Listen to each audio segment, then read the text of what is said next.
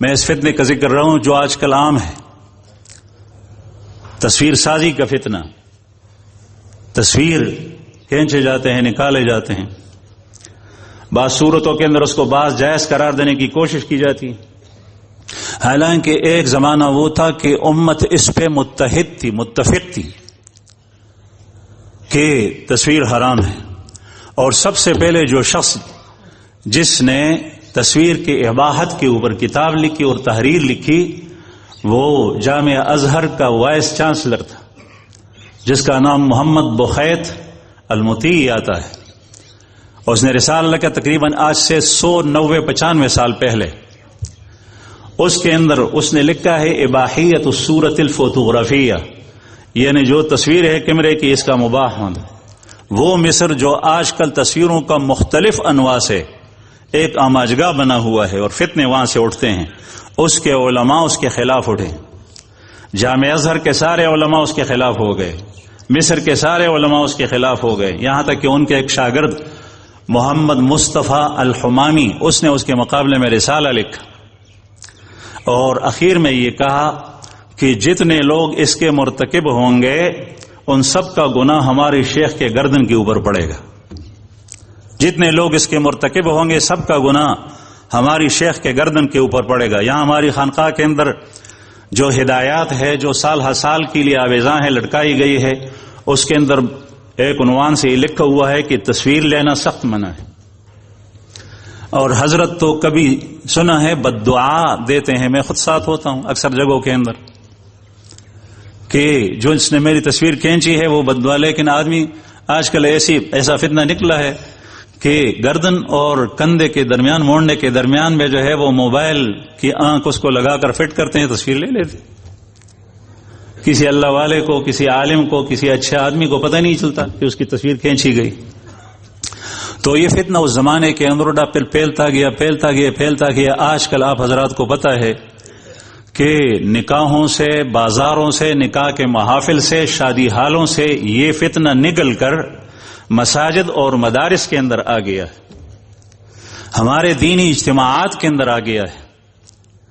جو اجتماع ہم دینی نام کے اوپر کرتے ہیں اس کے اندر یہ فتنہ آ گیا ہے. اور یہ کتنا بڑا فتنہ ہے کہ نئی نسل کے اخلاق لڑکیوں کے، لڑکوں کے تباہ ہو گئے. شریف گرانوں کے پردہ دیوار وہ گر گئی ہیں. یہ فتنہ باہر سے اندر کونے تک پہنچ گیا ہے. جس طریقے سے حدیث مبارک کے اندر آتا ہے کہ جب عورت اپنے ایام مخصوص کے اندر ہوتی تھی تو اس کو ایک کونے میں جگہ دی جاتی تھی، وہ حیا اور شرم کے مارے باہر نہیں نکلتی تھی. آج کل تصویر اس جگہ کے اندر، غسل خانوں کے اندر گئی ہے یہ کیمرے کی آنکھ، اور یہ فتنہ سب لوگوں کے سامنے آ گیا ہے. حیا اس کی وجہ سے ختم ہو گئی ہے، غیرت ختم ہو گئی ہے، عورت کا تسلط وہ گھروں کے اوپر ہو گیا ہے. حالانکہ رسول اللہ صلی اللہ علیہ وسلم کا ارشاد مبارک ہے کہ جب تمہارے اغنیاء وہ سخی لوگ ہوں گے اور تمہارے عمراء، علماء اور سمجھدار لوگ ہوں گے اور تمہارے امور مردوں کے حوالے ہوں گے، یعنی شورا کے تحت ہوں گے، تو تمہارے لیے زندہ رہنا مرنے سے بہتر ہے. پھر تم زمین میں زندہ رہنے کے قابل ہو. اور اگر تمہارے اغنیاء وہ بخلا ہوئے اور تمہارے عمراء جہال ہوئے اور تمہارے گھروں کے معاملات وہ عورت کے سپرد ہو گئے، عورت کے حوالے ہو گئے، بیوی فیصلہ کرتی ہے جس طریقے سے چاہے، میرے گھر والی کی مرضی ہے، لڑکی کا رشتہ جہاں چاہے، لڑکے کا رشتہ جس سے طے ہو جائے، گھر کے فیصلے عورتوں کے ذریعے سے ہوتے ہیں. آپ صلی اللہ علیہ وسلم نے ارشاد فرمایا فَبَطْنُ الْأَرْضِ خَيْرٌ لَكُمْ مِنْ ظَهْرِهَا، پھر تمہارے لیے زمین کا پیٹ اس کی پیٹھ سے بہتر ہے.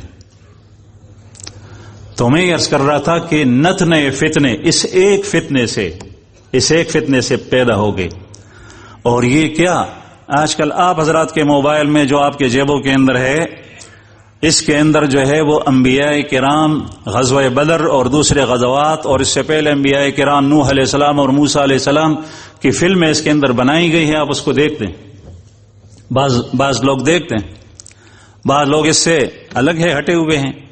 اکثر لوگوں کے پاس سادے موبائل ہوتے ہیں لیکن بعض لوگ اس کو بھی دیکھتے ہیں.